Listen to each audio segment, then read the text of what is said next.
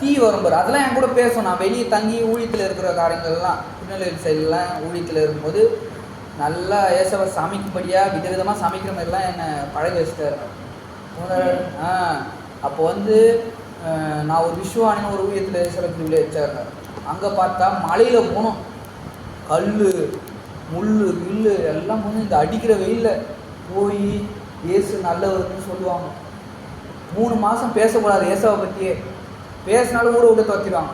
அவன் மொழியை ஆள வச்சே, இப்போ தமிழ் மொழி ஆள வச்சா பேசினா நம்ம பாடுறாங்க மாதிரி நம்ம எப்படி நினைப்போம், அதேமாரி அவன் மொழி இந்திக்காரனே வச்சு பேசும்போது கூட 3 மாதத்துக்குள்ளார அவங்க பேசவே முடியாது, ஏசாவை பற்றி சொல்ல முடியாதான். அந்த ஊரெலாம் அப்படி இருக்கிறாங்க. அவ்வளோ சூழ்நிலைகளில் கத்தரை பிடிச்சிக்கின்னு தெய்வத்தை பிடிச்சிக்கின்னு ஜெபம் பண்ணிக்கின்னு ஊழியத்தில் இருக்கிறாங்க. அப்போ இங்கே எவ்வளோ சுவாதீனம் கொடுத்துருக்காரு. அந்த சுவாதீனத்தை தான் திருடுவான். பாக்கியவா நடா, இது ரொம்ப நீ நல்லவனாயி நடா ஊர் மாற்ற போகிற, அது ஊர் ஃபுல்லாக சுற்றி நிற்குது அப்படின்னு அந்த மனநிலையில் வாழ்ந்துன்னு போயிடக்கூடாது. அதுக்கு தான் ஜெபிக்கும் போது அப்படிப்பட்ட அந்த வார்த்தை, அப்படிப்பட்ட ஸ்பிரிட்டு, அப்படிப்பட்ட இதுவெல்லாம் அப்போ தெரிச்சுன்னு ஓடும். உன்னை நீ அந்த இதுக்கெல்லாம் சொல்லி தான் என்ன பண்ணுறோம், உன்னையே கெட்டவன்ற மாதிரி ஆக்கி விட்டுது. யார் புல் இதுவே லைஃபே நீ யார் தெரியுமா, வந்தா அப்படின்ற மாதிரி. ஆனால் அப்பா கிட்ட வந்துட்டனா அப்பா பாதிக்கும் ஓடி வந்து என்ன பண்ணிடுறாரு, அந்த கதை கை தனிச்சு இறுக்கி கட்டுப்பிடிக்கிறாருங்க. எப்பா இன்னும் கேட்டால் ஒரு பைபிள் பிரகாரம் இந்த நீதியின் பிரமாணன்ற மாதிரிலாம் பார்த்துருந்தவராக இருந்தாருன்னா மகனை இவ்வளோ நாள் சுற்றிட்டு சொத்தை காலி பண்ணிட்டு யான் வீட்டு குட்டியை நீ காலி பண்ணிட்டு என் சொத்தியை காலி பண்ணிட்டு மகன் அப்படிலாம் பேசுகிறான். ஆனால் அப்பா என்ன தான் பண்ணாரு, அட போடா அவன் நினச்சின்னு வரான், எப்போ வரான் பாருங்க அவன் வேலைக்காரன் அப்படின்ற மாதிரி சாதாரணமாக தான் சொல்லுவாரான். அப்பா என்ன பண்ணுறாரு, எங்கே போனேன், எங்கெல்லாம் எவ்வளோ கொடுத்த, எங்கெல்லாம் எவ்வளோ கேட்குறாங்க, அந்த லிஸ்ட்டே இல்லை பைபிளில். அண்ணங்கார சொல்கிறப்போ கூட என் பிள்ளையோட சொல்லப்போ நீ ஏன்டா சொல்லிட்டு வஸ்திரத்தை போட்டு மோந்திரத்தை போட்டு மோந்திரம் போடுறாப்புல. அப்போ மோந்திரம்லாம் நல்லா பெருசு பெருசாக போட்டுக்கலாம். ஜெபம் பண்ணுறவங்க, கடவுளை பிடிக்கிறவங்க கையெல்லாம் காட்டுங்க ஐயா, இந்த கைகள் எல்லாம் நிரம்பி இருக்கும் என் தங்கத்தினால, வாங்கிடுங்க ஐயா. நீ தெய்வத்தை பிடிச்சனா வாங்கிட்டோம். எந்த பிள்ளைங்க தானே அப்பா பாருல, எந்த ஆங்கிளில் வாங்கினாலும் அவங்களுக்கு அந்த ஆசீர்வாதம் போயிடும். என்ன சொல்றீங்க, பேசுகிற எனக்கு அப்படின்ற மாதிரி நான் விசுவாசத்தில் நான் பார்ப்பேன்.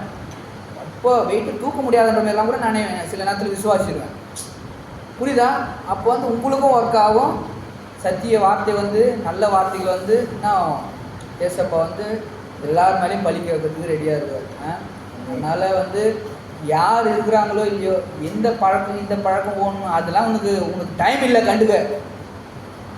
அன்பான தேவன் என்னோடு அது போதும் வாழ்விலே. இந்த லைன் எவ்வளோ பெரிய லைன் நினைக்கிறேன், பெரிய இவ்வளோ பெரிய புக்கு மாரி ஆகுது இந்த லைன். ஸ்மார்ட் லைன் ஐயா, ஸ்மால் லைன் ஐயா, ரொம்ப ரொம்ப கெத்தா அப்படியே கெத்தான்ற மாதிரி பசங்க சொல்கிறாங்க. அது கெத்து லைன் ஐயா. அது அன்பான தேவன் பாட்டு தான். இதை நான் தனியாக உட்காந்துக்கணும், ரவுண்டில் உட்காந்துக்கினேன், எப்பா நீ நல்லவருப்பா அப்படின்னு சொல்லி நினச்சிக்கினே ஆசை போட்டுக்கினே இருப்பாரு. இப்போ இந்த நேரத்தில் இந்த வரியை பாடும்போது உங்கள் மனசு எப்படி ஆகுது? அப்போ ஏற்ற வேண்டியதை ஏற்றிக்கணும். இங்கே அதுக்கு தான் கொண்டு வந்திருக்கிறாரு. இதுவரை நடந்த நிகழ்வு யோசிக்கிறதுலாம் டைம் கிடையாதுங்க. அது ஏன் ஆச்சு, உனக்கு தேவையில்லாத வேலை, உன் வேலையை பார்த்துன்னு போடா, இப்போ நான் அவர் ஃபுல்லடா அப்படின்னும் அது சொல்லும். அங்கே பார்த்தியா நீ எல்லாம் வந்து எப்படி என்ன பண்ண போறியோ வாழ்க்கையில், உன் வேலையை பார்த்து நீ போ, என் தெய்வம் என் பொருளில் இருக்காரு, இருதயத்திலையும் பெரியவர். நீ இதை சொல்கிறதுக்கு தான் நீ இருப்ப, அதெல்லாம் முன்னாடி வாழ்ந்தவங்கன்ற மாதிரி கதை. அவங்களாம் அதுலேயே இருந்தவங்களா இருப்பாங்க. நீ ரெக்கவரி பண்ணுற. ஏசப்பா வந்து பூமியை ரெக்கவரி பண்ணாரா? புள்ள உன் வாழ்க்கையை நீயே ரெக்கவரி பண்ணுன்றார் முதல்ல என்னை தேடி. இதுதான் சிம்பிளாக புரியுதா இல்லையா? தெய்வம் வந்து என்ன பண்ணார், நான் படித்த மக்கள் வந்து சூழ்நிலை வந்து தோட்டத்தில் கண்ணாப்புன்னா என்னவோ தப்பு செஞ்சாங்கன்ற மாரி ஆகிட்ட மாரி ஆயிடுச்சு. ஆனால் யார் தான் வந்து ரெக்கவரி பண்ணுறாரு? அப்போ உன் வாழ்க்கைக்கு நீ தான் ஜெபம் பண்ணி கடவுளோட இருந்து ரெக்கவரி பண்ணோம். அந்த தியாகம் பண்ண புரியுதுங்களா? நைட்டு 1 மணிக்குள்ளே முடிக்கலான்றதுக்கு சொல்லும் போது கூட சந்தோஷப்படுறவர். இதெல்லாம் தியாகம் புரியுது. அதுனா அது காமெடி கூட இல்லை, ஆனால் சிரிக்கிறா போல. அதுன்னா இங்கே நான் உனக்கு என்ன செஞ்சிலையா, சமாதானத்தை கொடுக்குறவர் அவர். சாதாரண வார்த்தை மாதிரி தான் இருக்கும். அப்பா பேசினாருன்னா அங்கே ரகசியம் உண்டு. அல்லேலூயா. அப்பா பேசினாருன்னா அங்கே வந்து கண்டிப்பாக வேலை நடக்கும். ஐயா வந்து அவருக்கும் சுவாதீனத்தை கொடுக்குறாப்புல. ஏய்ச்சிரு அப்படின்றாரு. படுத்த மாரியே இருக்கக்கூடாதுன்ற மாதிரி. புரியுதுங்களா? படுத்த மாரியே இருக்கக்கூடாதுன்னு. ஆனால் இவர் தூங்க மாட்டார், முடிகிற வரையும் தூங்க மாட்டார். புரியுதுங்களா? வேற எப்படி சத்தியத்தை நீங்கள் கேட்டுருந்தா கூட அந்த அப்படின்னு திரும்பி திரும்பி பார்த்து தூக்கத்தை வர வச்சிடலாம். ஆனால் அவர் பேசுனா தூக்கமும் வராது, எதுவும் வராது, பசியும் எடுக்காது. ஏன்னா பரலோகத்தில் கூட்டம் கூட்டமாக நான் எப்படி தாங்கிறாங்க, சோறு சாப்பிட்டவும் கிடையாது, ஒன்றும் கிடையாது. அது பாட்டுன்னு போயின்னு. ஏன்? தெய்வம் இருக்கிற இடத்துல மக்களுக்கு அப்படிப்பட்ட பலன் கிடைக்கும். போர் அடிக்காது. பரலோகத்திலே சுற்றின்னு இருக்கிறாங்க. இப்போ பூமிக்கு கொஞ்ச நாளாச்சும் வந்துட்டு விட்டுணுண்டா தூதர்களை, அங்கே அதை விட போர் அடிக்காமல் வச்சுக்கிறாரு அப்பா. அதனால தான் இங்கே கீழே நீங்கள் யாரும் தூதர்களை பார்க்கறதில்ல. ஆனால் பிள்ளைங்க கேட்டால் அனுப்புவார். நீ ஏசாவை பார்க்கணுன்னு கேட்டால் கொடுப்பாரு, காட்டுவார். நீ காட்ட வேண்டிய ஒரு கெப்பாசிட்டிக்கு ஏற்ற ஒரு பலனை சேர்த்து வச்சுருக்கணும். என்ன கேட்டால் அப்படின்ற மாதிரி இருக்கணும். இப்போ சூரியனை நீ எவ்வளோ நேரம் பார்க்க முடியும்? அப்போ வந்து ஏற்ற வேண்டியது சூரியன். அதுதான் ரொம்ப பவர்ஃபுல்லாக. இப்போ நம்ம தேர்ந்தோம்னா ஜபம் பண்ணுன்றாரு. ஜபம் பண்ணி நீயே ரெக்கவரி ஆகிக்கோ. ஆமாம், அந்த காலத்தில் வந்து வெயிட் பண்ண வைக்கிறாங்க. எதா சூரியனை வெயிட் பண்ணு. சில பேர்லாம் கொஞ்சம் வேலை இருக்குது, சூரியனை ஏற்றுறாங்க. இப்போ வீட்டில் இருக்கிறவங்கள வந்து எனக்கு வேலை இருக்குதுன்னு சொல்லி அவங்கள மடங்கலான்ற மாதிரி. அந்த காலத்தில் ஏசப்பா கூட இருந்த ஒரு யோசுவான்னு ஒருத்தர் சூரியனை கேட்குறாரு. ஏசப்பா சூரியனை கொஞ்சம் வந்து மறையாமல் வைங்க அப்படின்றாரு. ஆடாப்பா அப்பா சூரியனை. அப்போ பாருங்க, ப்ரேயர். நீங்கள் ப்ரேயர் பண்ணால் இயற்கையும் கீழ்ப்படியும். மழை வர சொன்னால் மழை வரும். நீங்கள் ஜபம் பண்ண அதெல்லாம் போடணும் விசுவாசத்தை. அதான் ப்ரேயர். இதெல்லாம் பாருங்களேன், கேட்கும் போதே இப்போ இருக்குதுன்னா அப்போ நீங்கள் பண்ணுறவங்களா இருந்தால் எப்படி இருக்கும்? ஐயா, அதனால குடும்பம் உங்கள் பிள்ளைங்களாம் இருக்குதுன்னா நீங்கள் ரெக்கவரி பண்ணி தான் ஆகணும். அதுதான் அப்பா உங்களை கொண்டு வந்துருக்குறாரு. கொண்டு வந்ததுக்கு நோக்கம் உண்டு. என்ன வயசு? சின்ன வயசு. ஆபிரகாமுக்கு 99 ரொம்ப ரொம்ப சின்ன வயசுன்ற மாதிரி, 5 வயசுன்ற மாதிரி குழந்தை கொடுக்குறாரு. 99 அவர் பார்வையில் குழந்தை கொடுக்குறாரு. புரியுதுங்களா? அப்போ இவ்வளோ வயசு இப்படி ஆயிடுச்சு. அந்த கதையே இல்லை, அங்கே இடமே இல்லை அவருக்கு.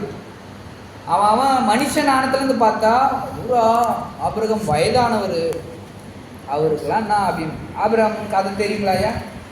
தெரியாதா? 99 வயசில் குழந்தை பிறகு. புரியுது? அப்போ வந்து என்ன, அதை சில பேருக்கெல்லாம் புதுசாக வந்திருக்காங்களா, நல்ல கதையை பேசணும். அதுவும் ஜபந்தான். தகப்பனை சித்திக்க இருக்குது பாரு, ஜபந்தான். என்ன கிஃப்டா ஏற்ற வேண்டியது ஏற்றலாம். அப்பா வீட்டில் எப்போதும் சந்தோஷம் இருக்கும், போர் அடிக்கக்கூடாது. நீ இங்கே ஏன் இசப்பா உன்னை கொண்டு வந்து வச்சுக்கிறாங்க, வீட்டுக்கும் உன் ஊருக்கும் திரும்ப அப்படின்லாம் போனால் கூட இந்த ஆவியை வளர்த்துக்கினே இருக்கணும். எங்கே இருக்குது. நீ இதை வளர்க்காம நீ சும்மா உட்காந்தனா அங்கே இருக்குது அது இருக்குது. இது வந்து வேற மீனிங்கு. புரியுதுங்களா? நீ எங்கே இருக்குது நீ வீட்டுக்கு போனாலும் இருந்தனா உன்னை தொட வேண்டியது இல்லை. ஊரில் யாருன்னா தொட்டிருந்தா கூட ஊரில் இருக்க ஓட விட்டுன்னு இருப்ப. ஆனால் நீ வந்து அமைதியாக இருந்தனா, அமைதியாகவே இருக்கக்கூடாது, நல்லா உழைக்க வைக்கலாம். கஷ்டப்படுறது எவ்வளோ உழைக்க வைக்குது இந்த சரீரம் இதெல்லாம். அப்போ ஜபத்துக்கு உழைக்கணுன்றார் அவரு. சிம்பிளாக ஜபத்துக்கு ஜெபி அப்படின்றாரு. இந்த புத்தகத்தை கூட காட்டினேன்.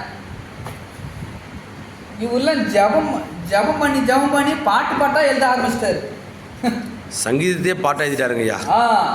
ஜபம் பண்ணி அப்போ இவர் பாட்டு சாதாரணமாகுது, பவர்ஃபுல்லாகுது. இந்த ஏதோ ஒரு மூலையில் இருக்குது. இந்த சபையில் கூட ஒரு புக்கு இவ்வளோ பெருசாக இங்கே வந்துருக்குது. டைட்டில் ஜபத்தோட்ட கீதங்கள்ங்கய்யா, பெப்மன்ஸ். அதை பாருங்க, அவர் ஜபம் பண்ணாதவராக இருந்தாருன்னா அந்த டைட்டில் கொடுத்துப்பாரு முதல்ல, ஜபத்தோட்ட ஜெயகீதங்களாம். எப்படி பாருங்க, ஜபத்தோட்ட ஜெயகீதங்கள்.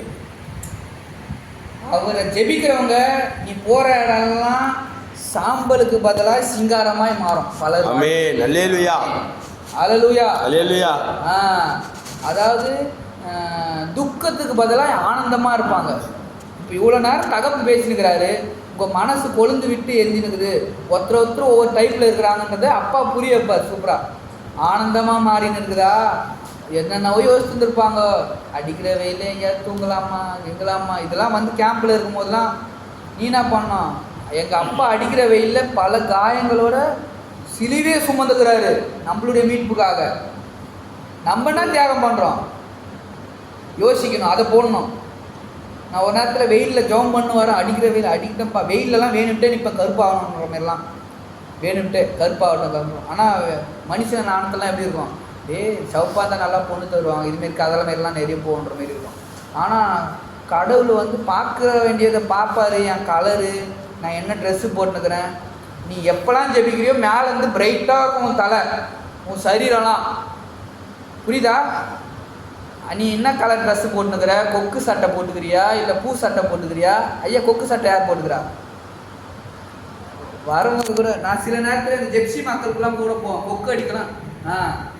கொக்கு அடித்து கடாயெல்லாம் எடுத்துன்னு போயிட்டு எல்லாம் கேட்டால் பரவாயில்ல. புரியுதுங்களா? அந்த மக்களும் என் இனம் போல, என் அப்பா பிள்ளைங்க போல